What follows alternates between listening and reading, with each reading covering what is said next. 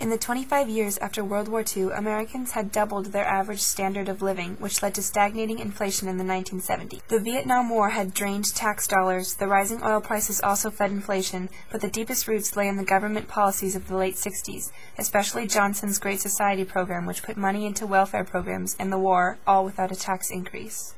When Richard Nixon was inaugurated in 1969, the president brought with him his extensive knowledge and expertise in foreign affairs. In an effort to quiet the public uproar over the Vietnam War, Nixon introduced his policy of Vietnamization, which planned to withdraw 54,000 troops in South Vietnam over an extended period so the South Vietnamese, outfitted with American money, weapons, training, and advice, could take over their own war.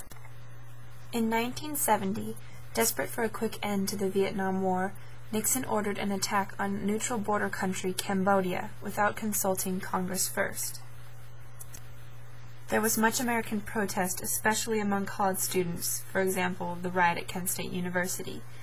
Nixon withdrew the troops soon after, but the attack widened the gap between conservatives and liberals, frightened the Senate, and aroused the American youth.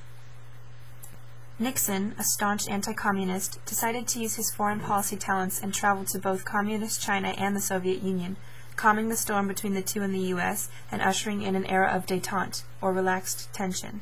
He also established with the Soviet Union the Anti-Ballistic Missile Treaty and the Strategic Arms Limitation talks, which slowed the arms race of the Cold War. After his election, Nixon tried to subdue the permissiveness and judicial activism of the Warren Court, which made numerous impactful decisions in the 70s by appointing 4 of his own conservative justices. However, the new Burger Court, after Chief Justice Warren Burger, still had its share of liberal decisions. Nixon was very successful in international affairs, but he also presided over significant domestic policies such as food stamps, Medicaid, the supplemental security income, and aid to families with dependent children. He also established his Philadelphia Plan, altering the position of minorities in the workplace, which altered the meaning of affirmative action. Where Johnson desired to protect individuals against discrimination, Nixon placed the privileges towards groups. Nixon, though unfulfilling of his popular promise to end the war in Vietnam, was re-elected by a landslide in 1972, partly because of the Democratic candidate's VP was removed from the ticket, and partly because of the youth's lack of involvement in the voting process, which would have cost Nixon greatly. Nixon was still involved in Cambodia after his second election, bombing the country and vetoing congressional acts to stop him. Finally, Congress passed the War Powers Act in 1973, which required the President to report to Congress within 2 days after committing troops to a foreign conflict. Also in 1973, Syria and Egypt, armed by the Soviet Union, launched an attack on Israel, and the Americans became involved by airlifting nearly $2 million in supplies to Israel, with which the Israelites turned the tides and severely threatened Cairo. Because of the U.S.'s involvement against the oil-rich Middle Eastern nations, the Arab countries made an embargo on oil to the U.S., causing an energy crisis, and by the time the embargo was lifted 5 months later, the U.S. had realized their dependence on fuel, while the Organization of Petroleum Exporting Countries, OPEC, recognized their ability to charge extremely high prices. The end of Nixon's presidency, as well as the innocent American sentiment of trustworthiness in the government, came with the Watergate scandal beginning in 1972.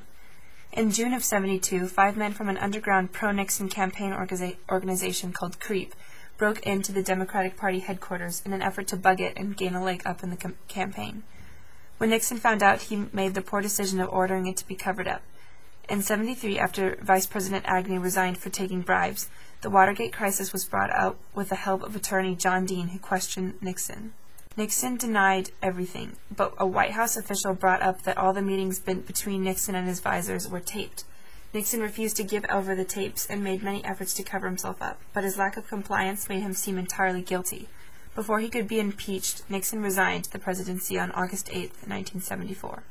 Gerald Ford, who replaced Agnew as vice president and took up the presidency after Nixon's resignation, was thought to be an insufficient president at first. However, one of his first actions was to formally pardon Nixon for all of his crimes. Then, he signed the Helsinki Accords to improve foreign relations.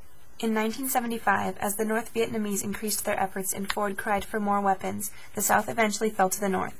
American troops and some 140,000 South Vietnamese had to be evacuated by helicopter. By the end, America had spent $118 billion on the war, with 56,000 dead and 300,000 injured.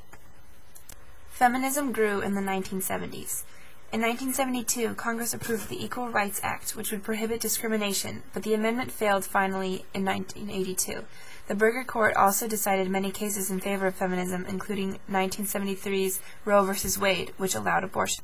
Jimmy Carter beat out Ford in the 1976 election by the effective campaign slogan, "I'll never lie to you." His most impressive foreign policy achievement came in 1978 when he organized a meeting with President Anwar Sadat of Egypt and Prime Minister Menachem Begin of Israel, persuading the enemies to sign an accord with a promise of peace. The soaring bill for imported oil created major debt for America during Carter's presidency and shattered the belief that America could ever be economically isolated again. When the CIA installed Shah of Iran was overthrown in 1979, violent revolution was evoked by Iranian Muslim fundamentalists who despised the U.S., creating once again an American oil crisis. Further in 1979, anti-American Muslim militants stormed the U.S. Embassy in Tehran, Iran, and took all of its occupants hostage. Carter's carefully calculated plan to rescue the hostages failed humiliatingly and continued the Iranian stalemate throughout the rest of his term.